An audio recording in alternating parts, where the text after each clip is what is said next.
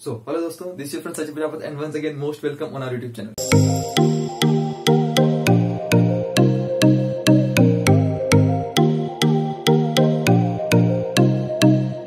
Friends यार, आज video के अंदर हमने हमारे नाटक की सीरीज स्टार्ट कर चुके हैं और सबसे पहले यार जो मैंने टॉपिक उठा लिया है वो है प्रॉब्लम्स ऑन नंबर्स। ठीक है, एक और चीज बता दूं यार कि मैंने इससे पहले एक वीडियो बनाई थी जिसके अंदर मैंने अपनी पूरी स्ट्रेटेजी की बात की थी कि मैं आगे आने वाली किन किन वीडियोस के अंदर कौन कौन से टॉपिक की बात करने वाला हूँ। ठीक है, तो वीडियो का लिंक मैंने नीचे दे रखा, जरूर अगर नहीं देखी हो तो जरूर देखना, चैनल पर नए तो सब्सक्राइब जरूर करना यार, क्योंकि अब हमारे पास नाटक की videos back to back series आने वाली है। मैंने सीरीज स्टार्ट कर दी है, जितने भी टॉपिक्स है इंडिविजुअल छोटे बड़े टॉपिक्स, हर एक टॉपिक को हर वीडियो के अंदर कवर करूंगा। ठीक है, तो यार जल्दी से वीडियो को, सबसे पहले यार मैंने यहाँ पर कुछ चार तरह के कुछ टॉपिक लिखे हुए हैं। अब प्रॉब्लम्स और नंबर्स के अंदर हमारे पास क्या है, इन चार कैटेगरी के क्वेश्चंस बन सकते हैं। तो इन क्वेश्चंस को मैं आपको सॉल्व एग्जांपल दूंगा अभी इसी वीडियो के अंदर, या आपको यहाँ भी टॉपिक्स को मैं एक बार डिस्कस करूंगा, उसके बाद में हर एक टॉपिक के ऊपर आपको सॉल्व एग्जाम्पल कराऊंगा कि किस टॉपिक से किस तरह का क्वेश्चन बन सकता है। ठीक है, उस सॉल्व एग्जाम्पल को देखने के बाद मैंने आपको नीचे डिस्क्रिप्शन के अंदर मैंने आपको एक पीडीएफ दे रखी, जिसके अंदर मैंने कुछ प्रैक्टिस क्वेश्चन दे रखे हैं, वो आपको प्रैक्टिस क्वेश्चन जाके करने हैं और हर एक टॉपिक के ऊपर इंडिविजुअली प्रैक्टिस क्वेश्चन की पीडीएफ नीचे है, तो यार वो जाके आपको करनी है। ठीक है, तो सबसे पहले यार इस पूरी वीडियो के अंदर सबसे पहले आपको सॉल्व एग्जाम्पल देखना है, समझना है किस किस तरह के क्वेश्चन आ रहे हैं और कैसे क्वेश्चन होते हैं। ठीक है, और एक और चीज यार, अभी तक आपने मेरे को इंस्टाग्राम के ऊपर फॉलो नहीं किया तो प्लीज जरूर जाकर फॉलो करें। मेरा यूजर नेम आर्किटेक्चर बाबूजी, छोटे मोटे अपडेट यार यहाँ पर भी अगर आप मिस कर दो तो वहां पर आपको मिल जाए। ठीक है, तो जरूर से इंस्टाग्राम को ऊपर मुझे फॉलो करें और नीचे आपको लिंक मिल जाएगा। अगली बात करते हैं सबसे पहले प्रॉब्लम्स ऑफ नंबर्स के अंदर किस तरह के टॉपिक्स हमारे पास क्वेश्चन नाटा वाले पूछे जा रहे हैं। सबसे पहला टॉपिक हमारे पास होता है न्यूमेरिकल एनालॉजीज। न्यूमेरिकल एनालॉजीज के अंदर हमारे पास इस तरह के क्वेश्चन आते हैं, जैसे मान लो आपको पूछा कि भी ए कुछ वैल्यू ए, अब ए से निकल के बनता है बी और सी से निकल के बनता है डी, तो मान लो उस सीरीज के अंदर कंटिन्यूशन के अंदर डी से निकल गया, ई से निकल कर क्या बनेगा, मतलब कुल कंटिन्यूशन के अंदर हमारे पास लाइन वाइज कुछ नंबर्स होते हैं, क्वेश्चंस होते हैं। अभी हम सॉल्व एग्जांपल करूंगा तो आपको पता चल जाएगा एग्जांपल के साथ किस तरह से क्वेश्चंस आते हैं और क्या क्या सॉल्व होते हैं। नेक्स्ट बात करते हैं नंबर सीरीज। नंबर सीरीज तो हमको पता ही यार, अभी नाटक के पेपर 1 के अंदर इस वाले टॉपिक से क्वेश्चन आया था कि कंप्लीट द सीक्वेंस। बहुत सारे नंबर आपको दिए होते हैं, 15 से 20 से 8 से 10 जितने भी नंबर, और कहीं कहीं कुछ fill in the blanks question mark छोड़ दिया होता है, बोला कि कंप्लीट द सीक्वेंस वाले क्वेश्चन, ऐसे वाले क्वेश्चन आते हैं। ठीक है, तो ये वाले क्वेश्चन नाटक के पेपर नंबर 1 में आया था। हम चारों तरह की बात करेंगे। नेक्स्ट हमारे को कुछ मिलता है नंबर मैट्रिसेस। नंबर मैट्रिक्स का मतलब होता है, आपने जिसने मैथ्स के अंदर 11th क्लास के अंदर या 12th क्लास के अंदर मैट्रिक्स एंड डिटरमिनेंट्स पढ़ाओ, तो मैट्रिक्स के अंदर आपको पता होगा अलग अलग तरह की मैट्रिक्स होती है हमारे पास, जैसे 2x2, 3x3 मैट्रिक्स। तो मेनली 3x3 मैट्रिक्स के क्वेश्चन यहाँ पर आते हैं। कुछ नहीं होता है, एक डब्बा होता है बॉक्स, जिसके अंदर आपको कुल मिलाकर 9 नंबर दे रखे होते हैं और कहीं पे एक क्वेश्चन मार्क लगा दिया होता है, बोला कि इस वाले क्वेश्चन मार्क को फिल करो। तो वैसे वाले क्वेश्चन भी मैं आपको करके बताऊंगा कि कैसे वो क्वेश्चन होते हैं। ठीक है, अभी कोई टेंशन नहीं लेनी है। नेक्स्ट बात करते हैं फोर्थ वाले जो हमारे पास आता है, इसका जो हमारे पास इसके अंदर आता है number nets. Number nets, nets मतलब वर्ड से पता चल रहा है, नेट्स मतलब होता है कुछ नेटवर्क, जाली टाइप कुछ। ठीक है, मतलब यार बहुत सारे नंबर यहाँ पर प्लेस्ड होते हैं, क्वेश्चन के अंदर आपको कुछ नंबर प्लेस कर दिएंगे और कुछ नंबर्स को आपको उस एरो से जोड़ देंगे। ठीक है, तो एक नेटवर्क टाइप का स्ट्रक्चर बन जाएगा। तो उसके अंदर कहीं भी क्वेश्चन मार्क लगा देंगे और बोलेंगे कि आपको क्वेश्चन मार्क की जगह फिल करो। यानी कि कुल मिलाकर बात से भी कि हमारे को कुल मिलाकर फाइंड द मिसिंग नंबर वाले क्वेश्चन है कि मिसिंग नंबर जो है उसको फाइंड करो। इस तरह कुछ चार तरह के हमारे पास सेक्शन यहाँ पर हो सकते हैं।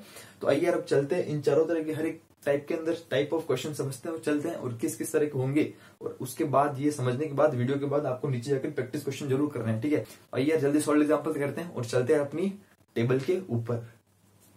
तो फ्रेंड्स यार हम आ चुके हैं हमारे पास टेबल के ऊपर और अब हम बात करेंगे हमारे अलग अलग टॉपिक्स के ऊपर, समझते हुए चलेंगे। सबसे पहले टॉपिक की बात कर रहा हूँ वो है न्यूमेरिकल एनालॉजीज। ठीक है, तो यार देखो मैंने एग्जांपल के लिए क्वेश्चन उठाया है, 2 क्वेश्चन की बात कर रहा हूँ। ठीक है, सबसे पहले यार इस नीचे वाले क्वेश्चन को समझते हैं। न्यूमेरिकल एनालॉजीज के अंदर जैसे हम बात कर रहा था कि हमारे पास किस टाइप के क्वेश्चन आते हैं। जैसे मान लो अपन को एक क्वेश्चन दे दिया एग्जाम के अंदर, ध्यान से सुनना। ठीक है, बहुत ज्यादा इंपॉर्टेंट है। अपने को कोई क्वेश्चन दिया, मान लो कोई वैल्यू दे रखी 10, इधर लेफ्ट हैंड साइड और राइट हैंड साइड में 2 टाइप की वैल्यू दे रखी है। तो 10 से आपको कुछ 100 बन रहा है। ठीक है, पहली लाइन के अंदर 10 से कुछ 100 बन रहा है और फिर यहाँ 14 से 140 बन रहा है। तो इसके अंदर हम ध्यान दें तो यहाँ पर एक्चुअली के अंदर जो भी ट्रिक लगी होगी हर लाइन में वो तो सेम रहेगी, वैल्यूज भले चेंज हो रही है। ठीक है, तो अगर मैं ट्रिक पे ऊपर ध्यान दूं तो 10 के अंदर अगर मैं 10 से मल्टीप्लाई कर रहा हूँ तो मुझे दिख रहा है साफ, तो सिंपल सा कि 100 बन रहा है। और 14 के अंदर अगर मैं 10 से मल्टीप्लाई कर रहा हूँ, ठीक है, 10 को 10 से मल्टीप्लाई कर रहा हूँ, 14 को भी 10 से अगर मल्टीप्लाई कर रहा हूँ अगर मैं यहाँ पर, तो मेरे पास 140 बन रहा है। इस टाइप से मतलब समझ में आ जाएगा कि ठीक है भैया, तो 20 को भी 10 से मल्टीप्लाई कर देंगे तो हमारे पास क्या हो जाएगा, आंसर आ जाएगा। तो 20 इंटू 10 कितना हो जाएगा, 200। तो 200 क्या हो गया, इसका आंसर हो गया। तो ये तो इजी वाला क्वेश्चन, सिंपल क्वेश्चन।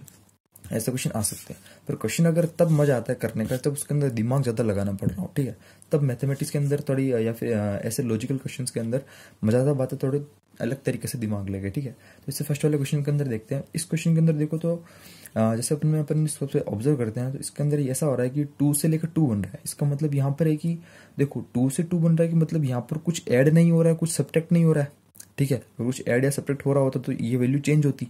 तो 2 से 2 इसका मतलब ये होगा कि यहाँ पर मल्टीप्लाई हो रहा है, वो भी 1 से मल्टीप्लाई हो रहा है। तो अगर मैं 2 को 1 से मल्टीप्लाई करता हूँ 2 1 जा 2, तो यहाँ पर 2 बन रहा है, ठीक है। तो एक्चुअली हमारा 2 आ रहा है। ऐसे करके 3 से 6 बन रहा है, यानी कि अगर 3 से 6 बन रहा है यहाँ पर 2 से मल्टीप्लाई हो रहा है तब जाकर यहाँ 6 बन रहा है, तो 3 2 जा 6 हो जाएगा। तो यहाँ पर 5 से अगर बात करूं इनके हिसाब से अगर मैं चलूं ऊपर सीक्वेंस के हिसाब से, तो 2 को 1 से मल्टीप्लाई किया, 3 को 2 से मल्टीप्लाई किया और 5 को 3 से मल्टीप्लाई किया। तो ठीक है, तो 5 को अगर मैं 3 से मल्टीप्लाई करता हूं तो यहाँ पर आना चाहिए कितना, 5 3 15, पर लेकिन यहाँ तो 120 आ रहा है। तो एक्चुअली के अंदर यहाँ पर कुछ और ही चीज लग रही है। मल्टीप्लाई तो हो रहा है पर मल्टीप्लाई के अंदर भी कुछ और चीज लग रही है, ठीक है। तो इतना सिंपल तो यार एग्जामिनर देगा नहीं आपको कि डायरेक्ट मल्टीप्लाई कर लो 1 2 3 और आंसर निकाल लो, ऐसा तो होगा नहीं, कुछ अलग तरह का दिमाग लगेगा। एक्चुअली के अंदर इसमें क्या है, अगर आपने क्लास 11 के अंदर अगर अपन ने कॉम्प्लेक्स नंबर पढ़ाओ, जिस बच्चों ने क्लास 11 के अंदर कॉम्प्लेक्स नंबर पढ़ा हो, सब बच्चों ने पढ़ा होगा। कॉम्प्लेक्स नंबर के अंदर हमारे पास एक टर्म थी जिसका नाम था फैक्टोरियल, ठीक है। अभी फैक्टोरियल क्या होता है, फैक्टोरियल मतलब होता है कि किसी भी नंबर का फैक्टोरियल निकालना होता है। जैसे मान लो मेरे को फैक्टोरियल निकालना था एक्स का, ठीक है। एक्स का फैक्टोरियल को रिप्रेजेंट करते हैं इस टाइप से करके, या फिर फैक्टोरियल को रिप्रेजेंट ऐसे भी किया जाता है, ठीक है। आगे एक्सक्लेमेटरी साइन लगा देते तो फैक्टोरियल होता है मैथमेटिक्स के अंदर। तो यार फैक्टोरियल मतलब एक्चुअली में था क्या, फैक्टोरियल मतलब ये होता था कि जितना भी नंबर है वो नंबर और उसके साथ साथ उससे स्मॉल डिजिट सब उसके साथ मल्टीप्लाई कर दो। जैसे फॉर एग्जांपल जिसे मान लो 2, तो 2 का फैक्टोरियल कितना होगा, 2 का फैक्टोरियल अगर मैं निकालता हूँ तो 2 का फैक्टोरियल मेरे पास होगा 2 × 1 इज इक्वल टू 2, यानी कि 2 और 2 से जितनी भी छोटी डिजिट थी उसको उसके साथ मल्टीप्लाई कर दिया। जैसे 3 का फैक्टोरियल निकालता हूँ तो 3 का फैक्टोरियल मेरे पास कितना होगा, 3 × 2 × 1 इज इक्वल टू कितना होगा 6, यानी कि 3 के साथ जितनी भी स्मॉल डिजिट थी उसके पीछे की सबको मल्टीप्लाई कर दिया। ऐसे करके 4 का फैक्टोरियल कितना होगा, 4 का होगा 4 × 3 × 2 × 1, ये कितना होगा 6 4 24। तो इसका फैक्टोरियल कितना आ गया 24 आ गया ना, 4 3 12 12 2 24। ऐसे करके यहाँ पर हमारे पास कितना 5 का फैक्टोरियल दे रखा है 120। 5 के अंदर मैं लिखूंगा 5 × 4 × 3 × 2 × 1, तो उसको सबको मल्टीप्लाई करूंगा तो 120 आ गया। ऐसे करके 6 का भी क्या होगा फैक्टोरियल यहाँ पर लिखा जाएगा। तो फैक्टोरियल कितना होगा 6 का, हमारे पास आएगा 720। अगर आप 6 का फैक्टोरियल निकालोगे 6 × 5 × 4 × 3 × 2 × 1 करके, तो 720 हमारे पास आंसर आ जाएगा। तो एक्चुअली के अंदर था तो फैक्टोरियल निकालना था, पर लेकिन दिमाग लगाना था कि भैया फैक्टोरियल तक हम कैसे पहुंचे, कैसे हमारा दिमाग फैक्टोरियल तक पहुंचे, ठीक है। कैसे हम हमारा दिमाग यहाँ इस वाले लेवल से लेकर यहाँ तक फैक्टोरियल तक पहुंचे, तो उसके लिए हमको थोड़ा सोचना होगा। इसलिए यार मैंने आपको पीडीएफ के अंदर कुछ कुछ और क्वेश्चन दे रखे आंसर्ड क्वेश्चन इसी टॉपिक से रिलेटेड। और उन क्वेश्चन सभी क्वेश्चन के अंदर अलग अलग तरह के दिमाग आप लगाने की कोशिश करें, हाथ पर मारे। और कोई क्वेश्चन नहीं आता तो प्लीज कमेंट सेक्शन के अंदर जरूर कमेंट करें, हम उनको सॉल्व करने की कोशिश करेंगे बाद में, ठीक है। अभी के लिए हम चलते हैं नेक्स्ट टॉपिक के ऊपर। ये हमारे पास था न्यूमेरिकल एनालॉजी से कुछ एग्जांपल, ठीक है। अब चलते हैं नेक्स्ट टॉपिक जो हमारा था वो है नंबर सीरीज। नंबर सीरीज है जो कि नाटक के पेपर नंबर 1 में भी आया था। ये नंबर सीरीज वाले क्वेश्चन कैसे सॉल्व करती है, तो सिंपल है, पर इनके अंदर भी हो सकता है कुछ अलग तरीका दिमाग लग जाए। तो हम इसी के लिए सबसे पहले करते हैं क्वेश्चन नंबर 2 जो कि सिंपल इजी है। क्वेश्चन नंबर 2 के अंदर क्या है, देखो सबसे पहले हम ध्यान देंगे ऐसे क्वेश्चन के अंदर हम पहले यही देखते हैं कि भैया इस वाले नंबर से ये नंबर कैसे आ रहा है। इसमें अगर इस वाले नंबर से यहाँ पर अगर मैं आ रहा हूँ तो मुझे क्या हो रहा है 7 का ऐड करना पड़ रहा है, ठीक है। 0 में 7 ऐड किया तो क्या हो गया, यहाँ पर आ गया, मैं 0 के अंदर मैंने 7 ऐड कर लिया, ठीक है, तो मैं यहाँ आ गया। उसके बाद 7 के अंदर मैं कितना ऐड कर रहा हूँ, तो मैं यहाँ पर आ रहा हूँ तो 18 पे, तो इसका मतलब कितना हो गया 11। 7 के अंदर मैंने 11 ऐड कर दिया तो मैं कहाँ पर 18 के ऊपर आ गया। ऐसे करके बात करूँ तो 18 से अगर मैं 33 पे आता हूँ तो इसके लिए सबसे पहले देखो अगर मैं डिफरेंस, ये इनका डिफरेंस है, तो अगर मैं डिफरेंस का भी डिफरेंस निकालूं, यानी कि 7 और 11 का डिफरेंस निकालो तो वो कितना होगा 4, ठीक है। यहाँ पर आपको दिख रहा है 7 में से अगर मैं 4 ऐड करूँ तो 11 होगा। तो अगर मैं 11 के अंदर 4 ऐड करूँ, 11 में अगर मैं 4 और ऐड करूँ तो कितना होगा 15 होगा। तो क्या 11 तो क्या इन दोनों के बीच का डिफरेंस 15 आ रहा है, तो हाँ इन दोनों के बीच का डिफरेंस कितना आ रहा है 15 आ रहा है। इसका मतलब ये हुआ यहाँ पर डिफरेंस का डिफरेंस जो कि +4 के हिसाब से सीरीज चल रही है, यानी हमारे को पहला डिफरेंस निकालना फिर दूसरा डिफरेंस भी निकाल कर देखना होगा, ठीक है। तो यहाँ पर बात करूँ तो इसके लिए डिफरेंस कितना होगा, इसके लिए डिफरेंस यार वैसे तो हमारे को दिख रहा है हम यहाँ से डिफरेंस कितना निकाल सकते हैं 15 के अंदर +4 ऐड कर देंगे, सेम यहाँ पर +4 तो कितना हो जाएगा 19 हो जाएगा। तो क्या 19 यहाँ इन दोनों के बीच का डिफरेंस आ रहा है? तो हाँ बिल्कुल आ ही रहा है। 52 में से 33 माइनस करूंगा तो क्या कितना होगा 19 ही आएगा। ठीक है, अगली बात करूँ तो अगला मुझे चाहिए ये क्वेश्चन मार्क है यहाँ पर, तो क्वेश्चन मार्क के लिए मैं क्या करूंगा, यहाँ पर कौन सी डिजिट आनी चाहिए, +4 ऐड कर दूंगा 19 में। 19 में +4 ऐड करते हैं कितना है 23। तो इन दोनों के बीच का डिफरेंस कितना आएगा 23। तो यहाँ पर कौन सी डिजिट आनी चाहिए, तो यहाँ पर 52 के अंदर मैं 23 ऐड कर दूंगा तो कितना आ जाएगा मेरे पास आंसर 75। तो 75 यहाँ पर कितने क्वेश्चन मार्क की जगह आ जाएगा, तो हमारे पास क्या होगा सीरीज कंप्लीट हो जाएगी। 75 और 52 का डिफरेंस कितना हो जाएगा 23 हो जाएगा। ठीक है, तो ऐसे करके हमारे पास क्या होगा +4 सबके डिफरेंस हो जाएंगे। ऐसे करके आपको ये सिंपल की कैटेगरी मारा। ठीक है, ये भी हमारे पास एक तरह का ईजी है, ये कोई ज़्यादा हार्ड नहीं है, थोड़ा बहुत हार्ड हो सकता है, ज़्यादा हार्ड नहीं है। नेक्स्ट बात करते हैं क्वेश्चन नंबर 1 की। अब ये क्या बोल रहा है, इसके अंदर का मैं ध्यान दूं तो यहाँ पर मुझे सीरीज की सॉल्व करने के लिए बोला है कि भैया जो सीरीज दे रही है सीरीज को सॉल्व कर लो, ये सीरीज कैसे सॉल्व होगी। अब देखो अगर मैं ध्यान दूं तो देखो 3 और 9 हर एक बच्चा इसको इंडिविजुअल सॉल्व करने की कोशिश करेगा, पर यहाँ पर एक्चुअली हो क्या रहा है, यहाँ पर 2 के पेयर्स बने हुए हैं। जैसे मान लो 3 और 9 का अलग पेयर बना हुआ है। ठीक है, 1 और -6 का पेयर अलग, पेयर वाइज सॉल्व हो रही है सीरीज। पेयर वाइज कैसे सॉल्व हो रही है भैया, जो देखो अब अगर मैं 3 को ध्यान से देखूं 3 को, और मैं 3 और इसके एक नंबर छोड़कर बात करूं -1, तो इसके बीच में डिफरेंस कितना है, इसके बीच में -4 का डिफरेंस है। मैंने 3 के अंदर मैंने -4 कर दिया तो मेरे पास कितना -1 आ गया। ऐसे करके बात करो 9, और 9 के लिए अगर इसकी एक छोड़कर बात करूं 16, तो 9 और 16 में क्या डिफरेंस हुआ, 9 और 16 के अंदर मैंने 9 के अंदर +7 ऐड कर दिया तो मेरे पास 16 आ गया। यानी कि यहाँ पर क्या हो रहा है, हर एक एक छोड़ कर काम हो रहा है। फिर -1 के अंदर मैंने -4 वापस एक छोड़ कर किया, देखो -4 मैंने एक छोड़ के किया तो -5 आ गया। ऐसे करके 16 के अंदर मैंने एक छोड़ कर किया 23 पे आया तो +7 पे हो रहा है। यानी कि सेम चीज कहाँ हो रही है, एक एक डिजिट छोड़ के हो रही है। तो अपन क्या करेंगे, सबसे पहले यहाँ गए, फिर एक छोड़ के यहाँ गए, फिर -5 से छोड़कर एक छोड़ के यहाँ गए, जहाँ पर अपन को निकालना आंसर। तो -5 के अंदर से -4 इसमें और ऐड कर देंगे तो कितना हो जाएगा -9। तो हमारे पास कितना आंसर हो जाएगा, क्वेश्चन मार्क कीजिएगा -9 हमारे पास आंसर हो जाएगा। बाकी 23 वाला तो 30 पे आ ही जाएगा +7 होके, उसकी कोई दिक्कत है ही नहीं। तो ये हमारे पास नंबर सीरीज के कुछ एक्स्ट्रा लेवल के क्वेश्चंस होते हैं। ऐसे क्वेश्चन मैंने यार पीडीएफ के अंदर दे रखे अनसॉल्व, जरूर जाकर करें, और आपको ये वाले क्वेश्चंस भी वहां पर देखने को मिल जाएंगे। ठीक है, इन्हीं क्वेश्चंस को फिर से करें और बिना देखे करें, कोई भी दिक्कत आएगी तो हम बाद में बात करेंगे। ठीक है, तो यार अब बात करते हैं नेक्स्ट टॉपिक। नेक्स्ट टॉपिक से हमारे पास आता है number matrices. Topic number 3, number matrices के अंदर क्या करना है, आपको कुछ ऐसी मैट्रिक्स दी होगी, जैसे मैंने बोला था यहाँ पर ऐसे 3 × 3 की आपको मैट्रिक्स दे रखी है यहाँ पर। इसके अंदर यहाँ क्वेश्चन मार्क लगा रखा है, पूछा है कि यहाँ पर कौन सी डिजिट आएगी। एक्चुअली के अंदर इसके अंदर क्या करना, अगर हम थोड़ा सा ध्यान दें तो अपन इसमें जो सेकंड रो और थर्ड रो है वो इसकी ऊपर वाली रो की सम आ रहा है, मतलब इनको सम आ रहा है, टोटल मिलाकर ऐड कर रखा है। जैसे मान लो 10 की अगर बात करूं तो इसके अंदर एक चीज ध्यान रखना, हर एक डिजिट की ऊपर टॉप और टॉप राइट और टॉप लेफ्ट वाली डिजिट का सम नीचे उतार रखा है। ठीक है, जैसे 10 की बात करूं तो यहाँ पर इसकी टॉप में 3 है, टॉप राइट में 7 है और टॉप लेफ्ट में तो इसके कोई डिजिट है ही नहीं, तो इन दोनों को ऐड कर लेंगे कितना है 10। जैसे 19 की बात करूं तो 19 के अंदर टॉप राइट और टॉप लेफ्ट इन तीनों का सम हो जाएगा कितना 19। ऐसे करके 16 की अगर बात करूं तो इसमें टॉप लेफ्ट और टॉप राइट तो कुछ है ही नहीं, तो 7 और 9 का सम हो जाएगा 16। ठीक है, ऐसे करके हमको ये निकालना, तो इसके लिए क्या होगा, सेम टॉप राइट और टॉप लेफ्ट इन तीनों डिजिट का क्या होगा सम हो जाएगा, जो हम यहाँ पर उतार लेंगे। तो ऐसा करके हम सम अगर कर लेंगे तो हमारे पास आंसर कितना आ जाएगा 45। ठीक है, हमारा सॉल्व मिला के इसके सॉल्व होगी 45 आंसर आ जाएगा। ठीक है, तो यहाँ तक समझ में आ रहा है। तो ऐसे का कुछ करके हमारे को तो अलग इसके अंदर भी दिमाग लगाना होगा कि हमारे को कौन सी डिजिट कहाँ ऐड हो रहा है, कहाँ सब्ट्रैक्शन हो रहा है, कहाँ मल्टीप्लाई हो रहा है। ठीक है, जनरली यार इसमें ऊपर और नीचे वाले डिजिट को लेकर ही सम और ऐड मल्टीप्लाई होते हैं। ठीक है, तो आप ये चीज़ पहले ट्राई करना हर एक क्वेश्चन के अंदर और ढंग से इस चीज़ को सॉल्व करेंगे। चलते हैं नेक्स्ट वाले क्वेश्चन की तरफ। जो नेक्स्ट टॉपिक है हमारा वो है हमारे पास नंबर नेट्स। लास्ट टॉपिक हमारे पास जो है नंबर नेट्स। अब यार ये टॉपिक्स कुछ अलग तरीके का आपको देखने का लग रहा होगा, पर कोई बात नहीं, डरने की जरूरत नहीं है, ज़्यादा हार्ड टॉपिक नहीं है। समझते चलते कैसे करते हैं इस क्वेश्चन को। देखो ऐसे क्वेश्चन के अंदर आपको ऐसा कुछ दिया हुआ है कि भैया यहाँ पर 12, 17, 19 लिखा हुआ अलग अलग सर्कल्स में, और कुछ एरोज दिए हुए जो कि 12 से निकल रहा है, यहाँ जा रहा है, फिर ये एरो यहाँ जा रहा है। अब ये जो आपको जो सर्कल दिया हुआ डार्क ब्लैक कलर के सर्कल, इन सर्कल के अंदर भी कुछ ना कुछ वैल्यू आएगी, पर यहाँ पर जो भी वैल्यूज है हमको तो क्वेश्चन मार्क वाली वैल्यू ढूंढनी है, पर इस क्वेश्चन मार्क वैल्यू ढूंढने के लिए इन वाली वैल्यूज को भी ढूंढना तो जरूरी होगा ही नहीं होगा, हम देखते हैं। ठीक है, ऐसे क्वेश्चन को सॉल्व करने का बच्चों देखो एक तरीका है, ध्यान से सुनना। आपको क्या करना है, जितने भी यहाँ पर डिजिट लगे हुए हैं इन सबको जो एरो है, जैसे मान लो 19 और 12 दो डिजिट लेने हैं, 19 और 12 कोई से भी दो ले लो, 19 और 12 लिया, इन दोनों डिजिट के बीच में जितने भी एरोज हैं इन एरोज को लिख लेना है और इन दोनों डिजिट को माइनस कर देना है। यानी कि जैसे मान लो इन दोनों के बीच में एरोस कितने हैं, देखो दो तो हॉरिजॉन्टल एरो है और एक वर्टिकल एरो है। ध्यान से सुनना, दो तो हॉरिजॉन्टल एरो है मैंने इसे बना दिए और एक वर्टिकल एरो है। जिस डायरेक्शन में वो बने हुए हैं वैसे ही हम इनको बना देंगे।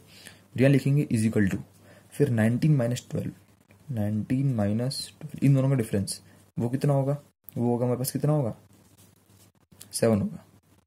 19 माइनस 12 कितना होगा 7। ऐसे करके बात करूंगा मैं अगली 17 और 12 वाली के बीच में बात करूंगा। तो इन दोनों के बीच में अगर मैं इस वाले रास्ते से आता हूँ, इसमें इस रास्ते से गए थे, यहाँ पर इस रास्ते से आता हूँ, तो यहाँ एक तो वर्टिकल एरो है और एक हॉरिजॉन्टल एरो है। तो यानी कि एक तो क्या होगा वर्टिकल एरो होगा और एक हमारे पास क्या होगा हॉरिजॉन्टल एरो होगा। इज इक्वल टू कितना 17 बड़ी वाली डिजिट माइनस 12 स्मॉल वाले डिजिट, तो इन दोनों का डिफरेंस कितना हो जाएगा 5। ठीक है, और तो कोई डिजिट मेरे को दिख नहीं रही। अब क्या करूंगा मैं इन दोनों डिजिट को आपस में माइनस करूंगा, 7 को और 5 को। तो इनके लिए अगर मैं इन एरोस को भी इन वाले एरोस में से इन वाले एरोस को माइनस करूंगा। ध्यान से सुनना, अगर मैं यहाँ बात करूँ तो यहाँ पर 2 हॉरिजॉन्टल एरो है और एक वर्टिकल एरो है और यहाँ पर एक वर्टिकल एक हॉरिजॉन्टल है। यानी कि मेरे पास नेट में इन दोनों को माइनस करूंगा, इन दोनों उसको, तो मेरे पास क्या बचेगा एक हॉरिजॉन्टल एरो मेरे पास एक्स्ट्रा बचेगा। और यहाँ पर इज इक्वल टू 7 में से 5 गया तो कितना बचा 2। यानी कि मेरे पे एक मैंने काम किया यहाँ पे कि हॉरिजॉन्टल एरो की मैंने वैल्यूज निकाल ली, कितनी 2 आई। 7 में से 5 गया कितना आया 2 और इसमें से इतना कितना है एक हॉरिजॉन्टल एरो। यानी कि जहां जहां पर भी हॉरिजॉन्टल एरो हमको दिख रहे हैं उनका जो डिफरेंस होगा वो क्या होगा 2 होगा। ऐसे करके वर्टिकल एरो भी निकाल लेते हैं। वर्टिकल एरो निकालने के लिए मैं क्या करूंगा 5 और 2 को 5 में से 2 माइनस कर दूंगा। तो देखो ये एरो इसमें से माइनस किया तो मैंने यहाँ एक वर्टिकल है एक हॉरिजॉन्टल है और यहाँ एक हॉरिजॉन्टल है। तो नेट में मेरे पास कितना बचेगा, नेट में बचेगा एक वर्टिकल एरो बचेगा। उसकी वैल्यू कितनी होगी 5 माइनस 2 होगी। 5 माइनस 2 इक्वल टू कितनी होगी 3। यानी मेरे पास कितना आंसर आया वर्टिकल एरो 3।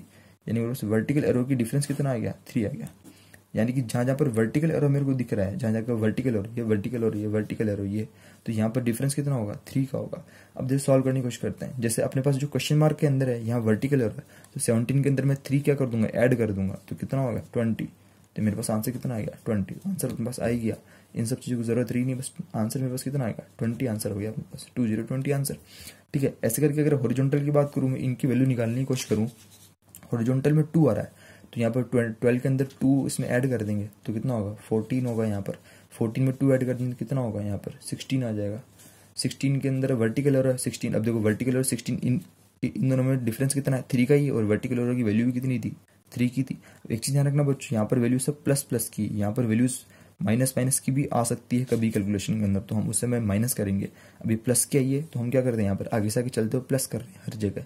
ठीक है, यहाँ एक चीज ध्यान रखना। और 12 के अंदर मैंने इसे प्लस वर्टिकल एरो है तो वर्टिकल के अंदर +3 किया तो कितना आएगा 15। और 15 के अंदर हॉरिजॉन्टल है तो यहाँ पर डिफरेंस कितना 2 का होना चाहिए, तो देखो 2 का ऑलरेडी है ही, तो यहाँ पर 15 और 17 में 2 का डिफरेंस हो गया। ऐसे करके हम बात करेंगे तो यहाँ पर कितना होगा 20 का डिफरेंस हो गया। ऐसे करके तो हम सब तरह की वैल्यूज हम यहाँ पर निकाल सकते हैं और आंसर निकाल सकते हैं। ये था नंबर नेट का कॉन्सेप्ट। ये भी कॉन्सेप्ट बहुत ज्यादा इंपॉर्टेंट है और एग्जाम पॉइंट ऑफ व्यू से आने के चांसेस है। ठीक है, तो ये this is all about all problems in numbers. Friends यार वीडियो अगर अच्छी लगी तो प्लीज यार थोड़ी सी लंबी होगी तो यार वीडियो को लाइक करो, शेयर करो, चैनल पर नहीं तो सब्सक्राइब जरूर करना।